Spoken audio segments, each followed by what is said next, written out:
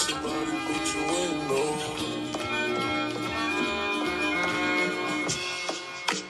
A-ball corner pocket.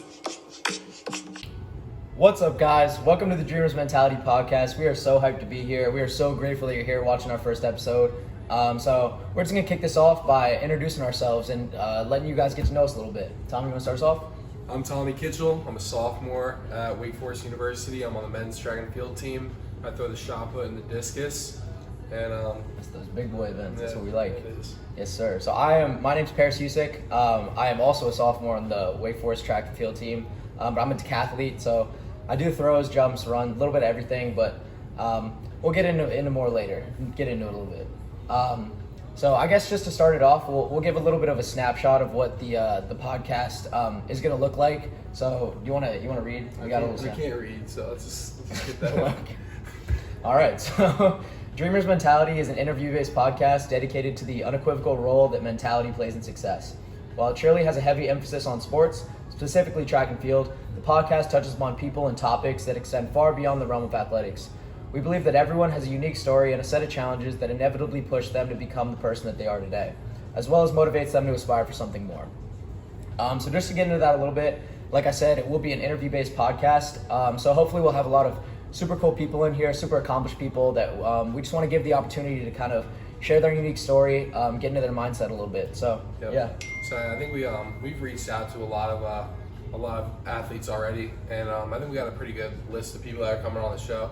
A lot of talented athletes and stuff, but obviously we want to just spread out into the world and hear from everyone. Social media, anyone on social media, that's just thriving for greatness, and just like whether it's TikTok, Twitter, Instagram, all that. You know what I'm saying? No, exactly. I think so. Yeah, go for it. Sorry. YouTubers too, anything like that. Mm-hmm. Yeah, so you're saying? Yeah, I think it's a super unique perspective because for athletes, you do get to hear a lot of the mentality aspect, but we really want to touch into that more. And then for people like he's talking about, TikTokers, YouTubers, whatever it may be, those people, a lot of them have online personalities that they kind of establish to kind of build a following, but they never really get to go into detail about the mentality aspect of what they have to go through. So we really want to give that unique perspective and bring it to you guys and let them kind of show a different side that they're not used to showing on social media. Yeah, like we've had conversations about this in the past and stuff, and like we always agreed, like, if you don't think like those TikTokers were bullied when they first started, all that shit, like then that's cap. Like Yeah, no, literally cap, bro. So like you definitely know they went through like hard times on social media. There was definitely a weird period of time where they were just going through it, like kids were bullying them, and now dude, even now, bro, like even now you see like negativity in the comments and stuff, and like exactly. Like I want to know what like pushes them mentally, that just to look past that shit. You know what I'm saying? So. Yeah, I think that takes a special type of person for sure. Yeah, and like I think that's how someone who may be famous on TikTok can relate to a Division I or a professional athlete. Exactly. Yeah. Like just mentally being tough and getting through certain parts. So. Yeah. Yeah. So kind of just transitioning a little bit. Something that I wanted to point out is that this is obviously like a decently serious topic. Having people talk about their mentality is never an easy thing. It's something that's very personal, people, and we do want to respect that, but.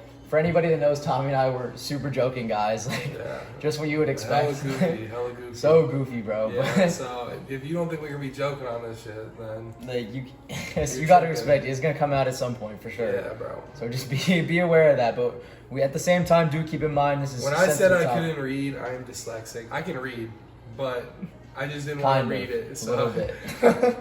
Yeah. I can read perfectly fine, everyone. Yeah. Dean's List, 2 semesters in a row. Dean's List, 2 semesters in a row. Don't forget. Wake Forest. All right, let's. Top 25. All right. Too far.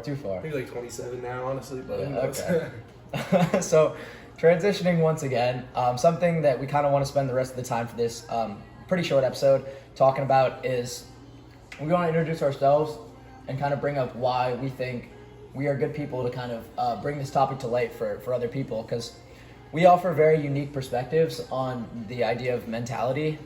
Very unique in the sense that they're very profound, but very different from one another. Yeah, so, definitely. If you want to get into what your side first, that'd be cool. So I think one thing, like mentally that I have over some people, I'm like I'm just very confident, I guess. Growing up, I wasn't always very confident. I didn't really get it until high school. More towards the end, like junior, senior year. I'm from Pennsylvania, so in 2019, my junior year, I won Pennsylvania state championships in the discus. And after that, I was kind of like, all right, like, like I'm not being cocky at all. I find myself like to be pretty humble, but at the same time, you have to be very confident in yourself and stuff, and just walk around like, just knowing that, you got to like hold yourself a little bit higher because you're better. I think Tommy's being a little modest right here. So Tommy had a very accomplished freshman season. He was 18 the whole year. One of the best 18-year-old shot putter discus throwers in the world, honestly, in the country for sure. But who knows? But yeah, so I had a pretty decent year. Confidence is definitely one of the things that I was his roommate this year. This kid would wake up thinking about the shot put and the discus, and he that's just kind of helped build his confidence up, Yeah, I think in high school, like I was pretty confident, but then like I get through the first semester of my college year or my first freshman year of college or whatever. And I'm just like, it hits me hard. Like, I think halfway through, I'm just like, all right, like let's do this thing. You know what I mean? Like, time to win. So like, I go into the rest of the indoor season, like ACCs and stuff, and I start doing better and better and better. And you get that little taste of success. Yeah. And you're like, I want more. And then I just, sooner or later, I'm just like thinking about this every single day. Like I want to succeed. I want to win. I want to be the best. So.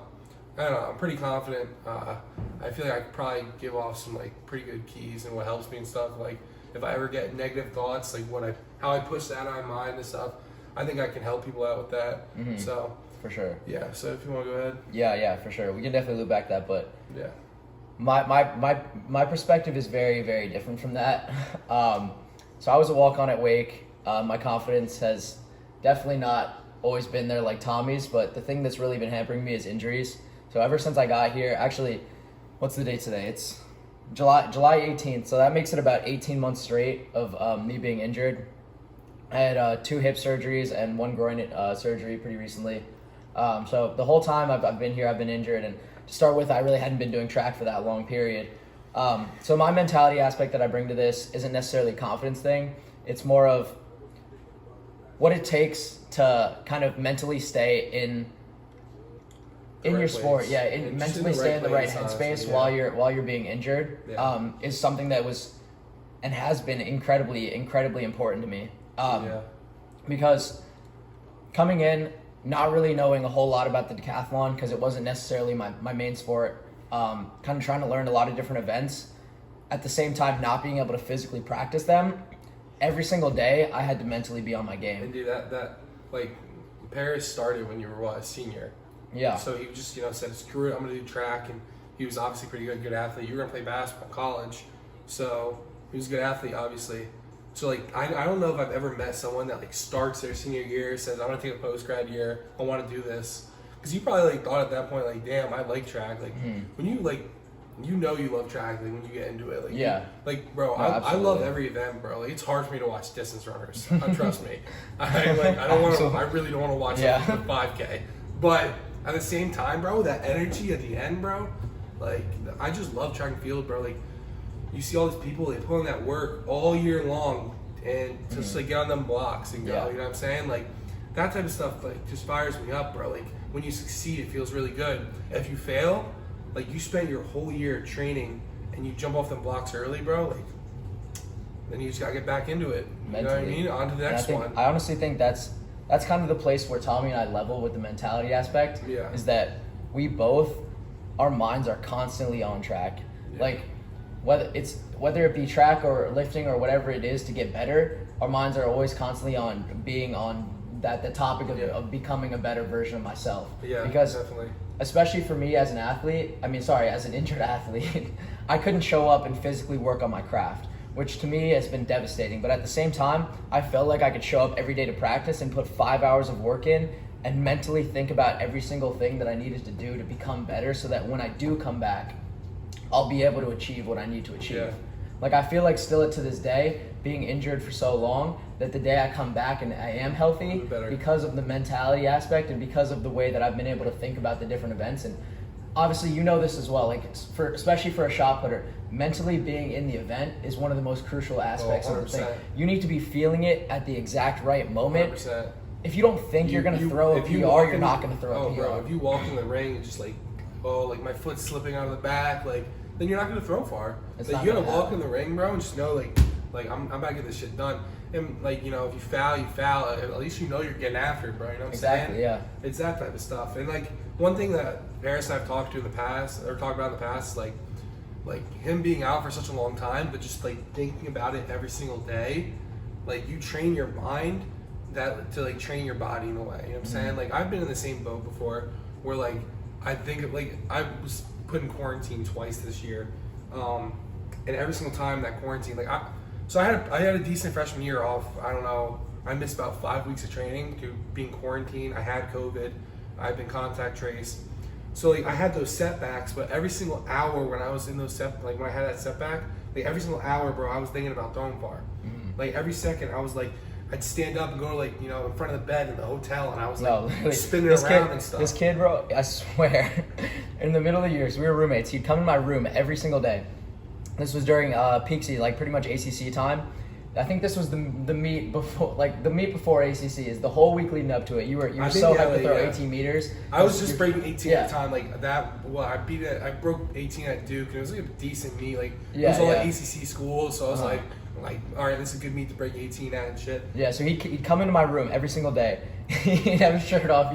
He'd be practicing. He'd be throwing the shot put. I ain't skinny. I'm a damn big boy. Yeah, he'd be throwing it, screaming, yelling. I'm like, Tommy. The meet's in 4 days, bro. You're gonna wear out. So that's how that went. But yeah. So I think just transitioning a little bit more. Another aspect of my mentality that I think has played a significant role has been I'm a type 1 diabetic. I've had it since I was 4 years old. So it's something that's actually super important to me. I really like sharing my story and getting the opportunity to talk to families and younger kids who are growing up with type 1 and kind of just showing them that, you know, it's not a limiting factor by any means in anything you can do. To me, honestly, the perspective that I like looking at it from a mentality perspective is that it has truly taught me to understand the consequence of my actions, if that makes sense. So basically, with diabetes, I'm not going to get too much into it because obviously it's not what the podcast is about, but anything that I do, I have to have some sort of understanding of how it's going to affect my blood sugar. Yeah. And that extrapolated to every other part of my life has been so important. Like for me, track-wise and sports-wise in general, and then I think just my work ethic in general, it's really taught me that I've acquired the mindset of, no, I'm not good at it today. No, I'm not good at it tomorrow. Maybe I suck in a week, maybe I suck in a year, but give me 4 years, I can be good at this. Yeah. Like literally, like it's you be the best. Exactly. Like I can mentally think about taking those necessary steps and having an understanding of, if I do this today, how is it going to affect me in the future? And it might not be tomorrow, but someday it's gonna come together. It's gonna click. And dude, this is the shit that I was saying, or you said earlier. Like I don't know if you said, but we come from totally different like stories, and like Paris is very like he thinks into shit. You know what I'm saying? Like you think a lot about like, you know, the logistics and stuff like that. Like and like just what he just said, like looking into the future and stuff. And that's like amazing shit. Like when I hear that like gives me, you know, I think about that too. And I would never think about that in the past. I'm more of just like on to the next one, like next meet, you know, best meet, shit like that. So I've also never had like setbacks like Paris has. But I mean, if you know what I'm saying, like just like the way you like look into the future like that is just like sharing that with me. It like helps me. That, so like, and it's the same. It goes the same way for the confidence aspect of Tommy. As someone who came in as a walk-on who was very, very new to the decathlon, but did know that in my mind I knew what I could become. And so Tommy and his confidence, this man just oozes confidence. He oozed it on to me, and that's what pause. But like here's what I'm trying to say with that. Basically, I came in and he was the only person that really believed in me. He was the only person that looked at me and was like, "Yo, guys, like I fuck with this kid. Like he's gonna be good." Like, and it kills me to this day that I haven't been able to prove that to anybody. But I know that Tommy still believes in me a year later, and that means so much to me. Honestly, I think like the team has like just came around and like realized like, especially the throwers at Wake, like Paris comes up and throws us all the time. Like we know this kid works and stuff, so like he's just like every second of the time, like whenever you can go work out and like do something, you're out there, doing it. Yeah. Which is like he's trying to sustain it. It'll be a good success story. That's all I know. Appreciate it, man. Yeah. So trying to transition into our last aspect here that we want to talk about briefly. Yeah. We just want to talk about a little bit the people that the people that motivate us on a day-to-day basis. Because I think that kind of is also a unique perspective that we both differ in. But yeah, go for it. Yeah, I'll take it away. So first person is Darrell Hill. He's a shot putter, a 2016 Olympian. He went to Penn State. He's also from Pennsylvania. I look up to him just like when I got into the sport. Obviously like I'm a shot putter, so I'm gonna look up to the people that do my event and stuff. And not only him being from Pennsylvania, but just the attitude he brings to the sport. He's very confident, like I am. Like on to the next one. Like let's get shit done. Like let's go win. Absolutely. Like I want to be the best. Like his mentality is like what I want to be in my sport too. Like we're very alike mentally. He has no clue who I am. He does not know. He'll probably not listen to this podcast. Honestly, he probably might. Because that'd be kind of hype. Track and field's a small world. Yeah. But I'm just saying, like, the way he comes off, bro, fires me up. That's why I love watching him compete. I love seeing him on social media, hyping me up and stuff. So another one, I was going to say Saquon Barkley's from my hometown, but I think I have a better one, honestly. Conor McGregor. People hate him. People love him. Dude, he's badass. Dude's an animal. Bro, like, he does not care, bro. He does not care. I know Tommy and I were talking about this the other day. I think it was an interview from yeah. I saw this on TikTok. It was a 2012 interview.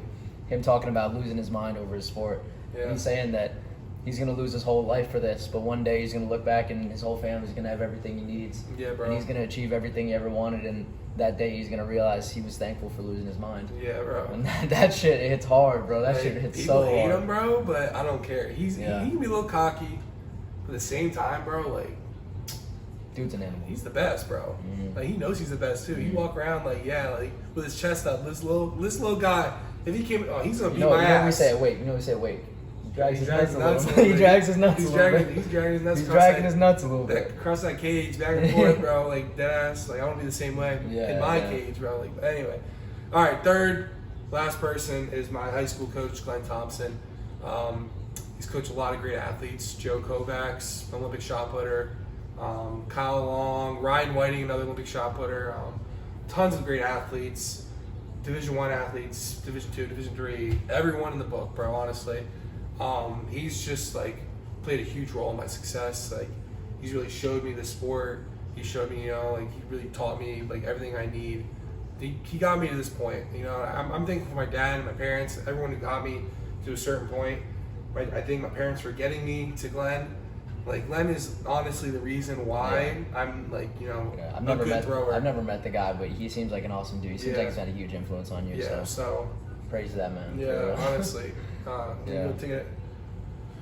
Yeah, so I'll kind of take it from here. I'll get into some of the people that inspire me. So one thing that I would say about the way I look up to people and look up to people for my mentality specifically is that I don't really fuck with people that their whole image is kind of mentality and motivating people. I like people that motivate you in a subtle aspect. They're not by any means going out setting their goal to motivate others. They're just doing shit because they put their mind to doing it and they achieve it because they said they were going to achieve it. Mm-hmm. So the first person that really fits that bill for me is David Blaine, the magician and the persistence artist. So one huge recommendation for you guys, if you haven't seen it before, it's about a 17-minute clip on YouTube. It's his TED Talk talking about how he broke the world record for holding his breath.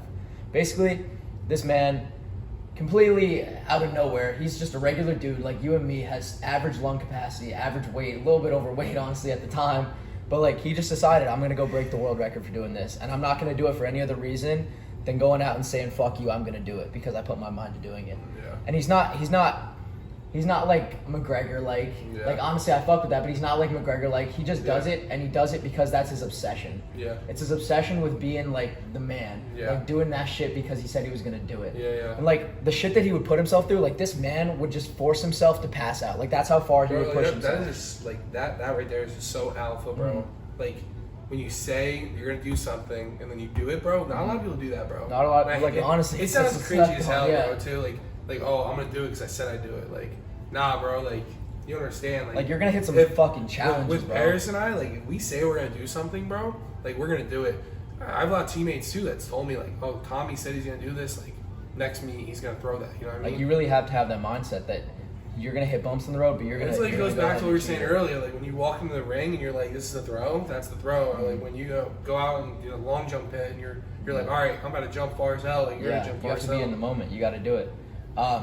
So that video, if you're gonna go check it out, it really hits home for people that have kind of like mindsets, I'd say, because he kind of goes through the logistics of how he ended up doing it, the process he went through, the daily struggles he went through, the different events that he attempted to kind of break the record at. But by the end, he kind of starts to like shed a tear a little bit. And for people that understand that kind of mentality, you're sobbing with him. Like I swear I was sobbing at this video. I was like, this dude, no one knows how much this dude put himself through to get here. And it really is so unique to me. No one ever sees the backstory. No one ever sees it. This is why like this honestly why we have the podcast is yeah. just fire. Like everyone knows like then what you've been through, and like we're not gonna brag about it at all, but like just, yeah. All right. You want Yeah, to so take the next one? I'll hit the next two pretty quick here because we're gonna try and wrap it up soon. But so the first one is Isaiah Thomas. So he's a big mentor for me because I was a basketball player and short basketball player as well. And we both actually had the same hip injuries.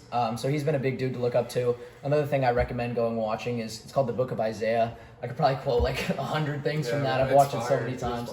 His mentality is so unique and so untouched. He really embodies like the marathon lifestyle and understanding what I was talking about earlier, how I may not be good today, I may not be good tomorrow. Give me a year, I'll be good. Give me 2 years, give me 3 years, give me 4 years, I'll be fucking excellent at it. And that's the lifestyle that I want to live. Yeah.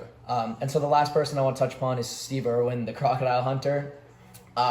There's so much stuff on YouTube you go see about this man. When I first saw this shit on the list, bro, I was like, all right, this kid's bugging. Yeah, this kid's bugging. But like, nah, you have to go watch it. This man, the way he approached his life was just so unique. He was so positive. And someone who's had so many injuries, you really have to see that. You have to. It's another thing that Isaiah Thomas says all the time, which Steve Irwin really embodies, is that I can't storm every day. One day the sun's gonna come out. One day it's gonna start shining.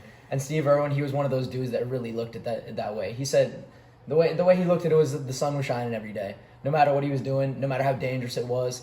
If you see the video, there's a video that came out on YouTube, gave me chills about 5 minutes before he passed away.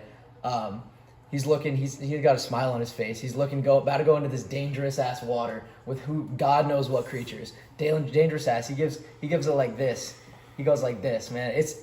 It really hits the heart. The man had so much energy and positivity for life. It's just something to look up to, especially for me with all my injuries. I got to see the bright side. Yeah, like one thing that kind of relates to us is, I mean, definitely not like same, like it's not as intense. Like he's going mess around with crocodiles. But like when we walk in like to practice one day, we're having a bad day, not having good practice.